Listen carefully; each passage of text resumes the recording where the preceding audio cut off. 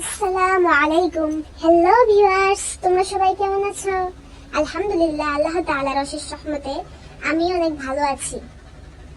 আজকে তোমাদেরকে দেখাবো কোয়েল পাখির ডিম দিয়ে বিরিয়ানি রান্নার রেসিপি।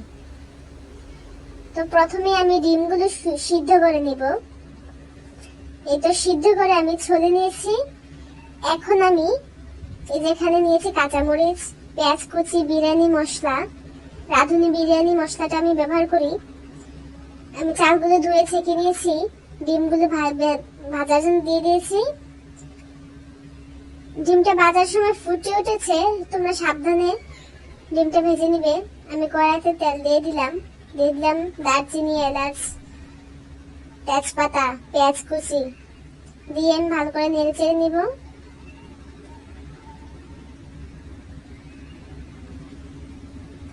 ভালো করে নেড়ে চেড়ে যখন একটু বাদামি কালার হয়ে আসবে, তখন আমি এর মধ্যে দিয়ে দিব আদা বাটা, পরিমাণ মতো রসুন বাটা, তারপর আমি ভালো করে নেড়ে চেড়ে এটাকে একটু ভেজে নিব যেন আদার গন্ধটা না আসে। এখন আমি একটু পানি দিয়ে দিব, তা না হলে মশলাটা পুড়ে যাবে। পরিমাণ মতো একটু পানি দিলাম। পানি দিয়ে আমি এখানে ধনিয়ার গুঁড়ো, জিরের গুঁড়ো ব্যবহার করব। তারপর দিয়ে দিব পরিমাণ মতো লবণ।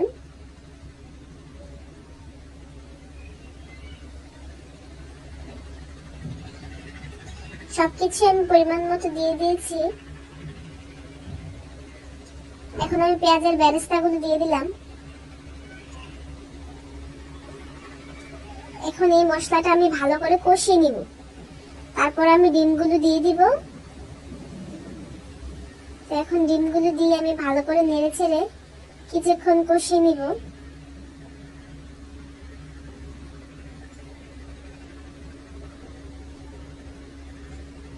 এখন আমি একটা বড় ফ্রাই প্যান বসিয়ে দিলাম, সসপ্যান। এই সসপ্যানটার মধ্যে আমি সবসময় রান্না করি বিরিয়ানি, পোলাও, ভুনা খিচুড়ি, সবকিছু এটার মধ্যে আমি রান্না করি। আমি তেল দিয়ে দিলাম, সরিষার তেল দিয়ে দিলাম। এখন দিয়ে দিলাম পেঁয়াজ কুচি। পেঁয়াজটা একটু বাদামি কালার হয়ে আসলে আমি এটা চালগুলো দিয়ে দিলাম। ভালো করে নেড়ে চেড়ে নিব। চালটা আমরা যতটুকু পরিমাণ ভালো করে ভাজবো, ততই বিরিয়ানিটা ঝরঝরে হবে। আমরা চালটা ভালো করে ভেজে নিয়ে এর মধ্যে দিয়ে দিলাম এখন আমি ডিম রান্নাটা। এখন আমি এটা ভালো করে মিশিয়ে নেব। ভালো করে মিশিয়ে নেওয়ার পরে আমি পানি ফুটিয়ে রেখেছিলাম, সেই পানিটা দিয়ে দিলাম। অবশ্যই পানিটা আপনারা মেপে নিবেন, মেপে নিলে পোলাওটা খুব সুন্দর ঝরঝরে হয়।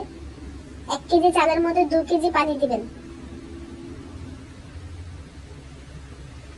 আমি ভালো করে নেড়ে চেড়ে দিয়ে ঢাকনাটা লাগিয়ে দিলাম।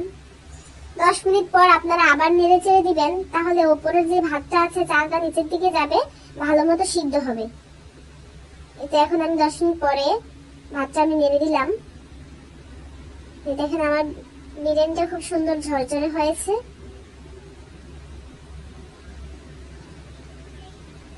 এটা আস্তে আস্তে সুন্দর করে আপনারা ভালো করে নেড়ে দিবেন। এটা আমার বিরিয়ানি রান্না হয়ে গেল। এই বিরিয়ানিটা খেতে অনেক মজা লাগে। আপনারা ট্রাই করে দেখবেন বাসার মধ্যে সবাই। ধন্যবাদ সবাইকে। আসসালামু আলাইকুম।